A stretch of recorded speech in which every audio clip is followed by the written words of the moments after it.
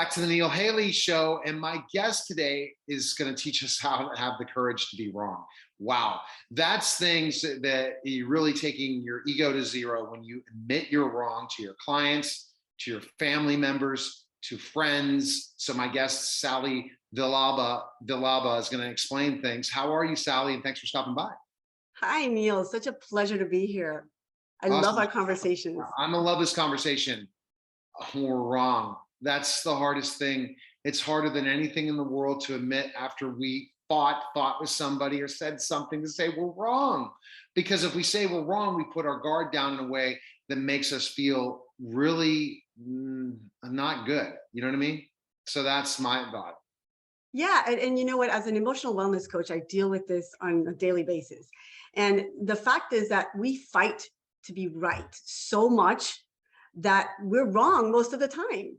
And that is emotional pain. It's the physical pain. It's really, it just disturbs our whole life altogether. But having the courage, because that's the whole point, having the courage to admit that you're wrong is priceless. It really is. It takes you into a different space. I mean, the people that have changed the world are those that have admitted to be wrong. That's scary for me. Okay, here's the thing. So I always thought I'm right about everything because I don't know why. It's I guess the only child syndrome I've had, and I'm really doing better at that. But then, like, let's say you just messed up and you messed up for a client. You in your mind, you want to try to kind of make excuses versus saying you're wrong. I really am sorry this happened.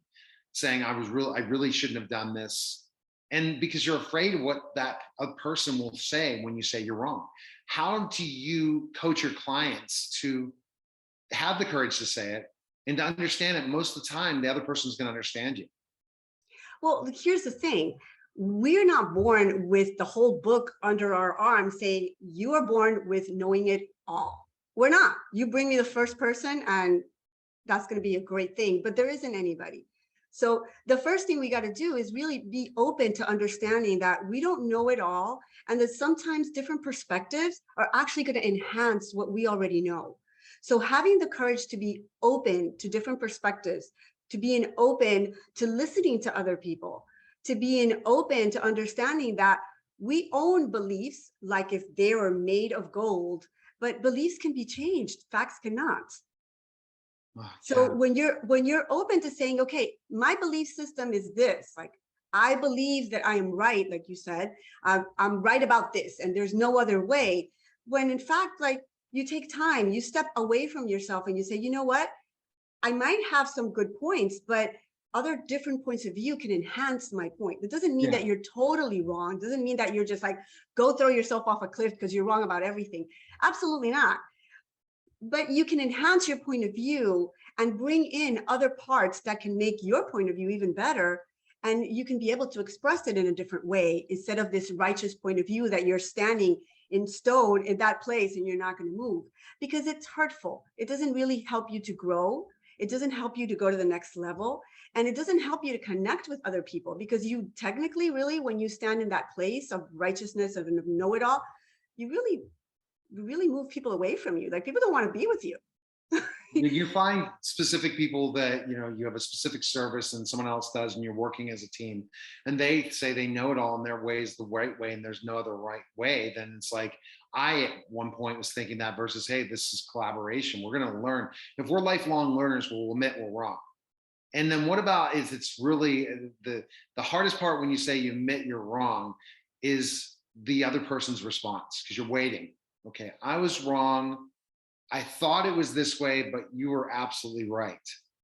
How do you, in a way, humbly say that to not put your guard down so much, because people can take advantage of that as well? Well, see, that's a great thing that you just said, because admitting to a fault doesn't mean someone can take advantage of you. On the contrary, you're still standing on your truth of the value of who you are. I am so much in my value that I can admit when I am wrong about something, and I'm still holding true to myself and who I am. That actually makes me respect you more.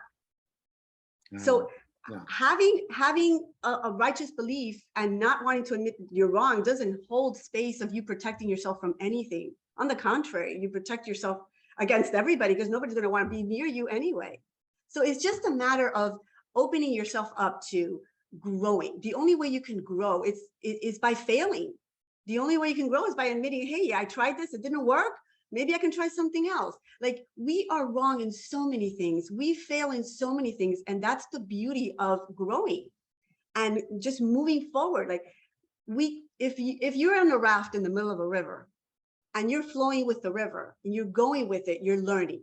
But if you want to go against the river, just paddling against the river is going to take all the freaking energy out of you, and you're going to be there for hours on end, and you're probably going to be stuck in the same place. So what do you prefer? So either you go with the flow of what is and what's going on and what's happening, and you bring in all this content, all this perspective to grow, or you're stuck fighting for yourself and fighting for your life and not going anywhere.